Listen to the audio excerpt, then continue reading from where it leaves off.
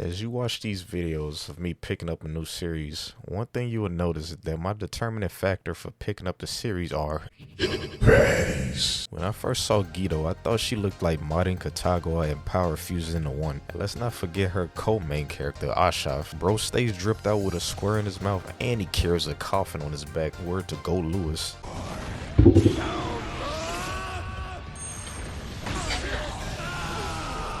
Haven't seen a cooler duo than this for some time, but underneath all that superficial attraction, the concept of this show is pretty heat. The show's premise is about our girl Guido being cursed by a witch, and her goal is to endlessly chase the exact witch and get her revenge. Love adventure story over here. So to better her chances, she joined the Order of Magical Resonance that deals with everything connected to magic. Including necromancy, but more on it later. Joining the Order got her in contact with our Drip Lord main character Ashaf that leads them into partnering up. First thing they let us know is that there's two ways to lift a curse from a witch. First is for the witch to receive a kiss from someone they have mutual love with, aka Prince Charming. Second way is to have the witch that casted the curse as a change of heart lifts it. But this is anime, so we all know there's some kind of loophole somewhere to lift this shit, and we find just that at the end of episode 1. Ashaf states that there are indeed more than two ways to lift a curse. And what does Guido does next, you ask? Steal a kiss from the witch they are currently fighting, and she put her whole tongue in her mouth. I know this ain't no harem, but Guido smooching all the was probably be a decent watch if you ask me. After slobbing her down, it looked like all the witch aura got absorbed into the coffin Ashaf was holding and came out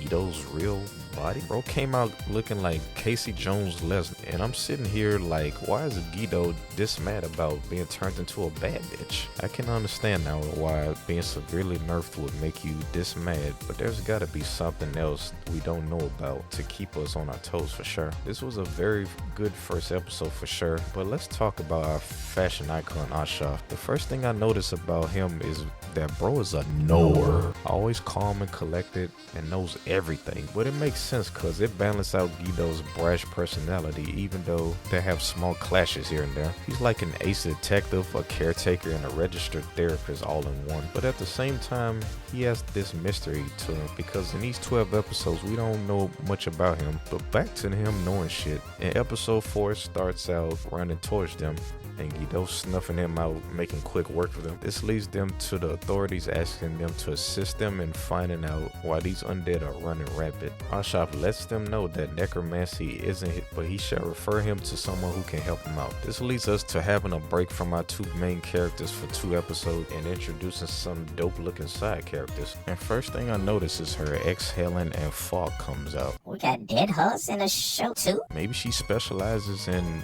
necromancy because she's dead herself, who knows. Overall, she's interesting already, and her partner Johan kinda stylish, and she treating bro like a butler, but I ain't here to judge too much. So it didn't take long for them to find the necromancer up as he revealed himself to them, and boy, his lips are dry. He reveals his goals and practically told them that he wanted to resurrect his shorty because she was so beautiful but couldn't cause her skin burnt during her incident. So instead, he wanted to use Fenora's body as the vessel. I was freaked out and no one survived. This irked Fenora a bit because she was like, that's it? That's your reason? Shortly after, he thought she was sweet and thought she was gonna go willingly because she had laws to follow. Psych! She cast his sacred smite palm to the nearest undead and then turned them into dust. It revealed that she was also the was. Dry Lip is shaking in his boots right now because he thought she had to follow protocol because she's a necromancer. But what he didn't anticipate was her being a witch. So she made quick work of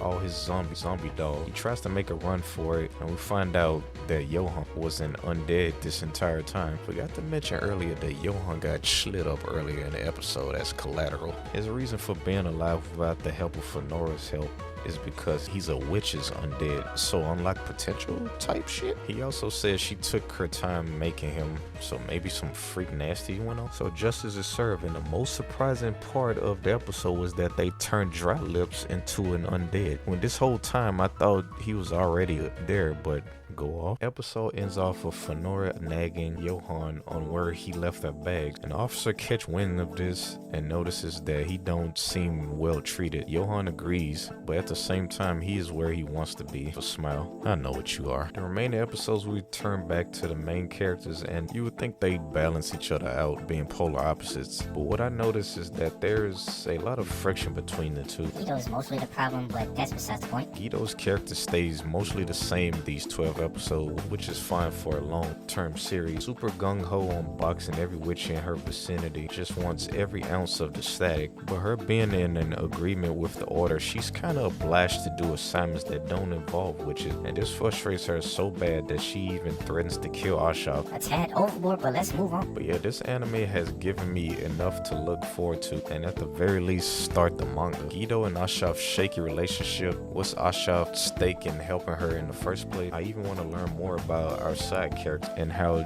Johan and Fenora even met. But the possibility of this not getting a season 2 is pretty disappointing to hear, because in my humble opinion, this show is heavily slept on. The biggest reason for people not liking this was a pretty privileged take, if you ask me, because yeah, the animation was pretty stiff in some stances, but it's honestly very passable and watchable. Every action series do not have to be the standard of Mappa or Ufotable, and I honestly hope we can shake that narrative in the upcoming. Overall, this show is cool, and I've been itching for a new dark fantasy to get into, and I hope we can all come together and ratio these bougie tourists out here.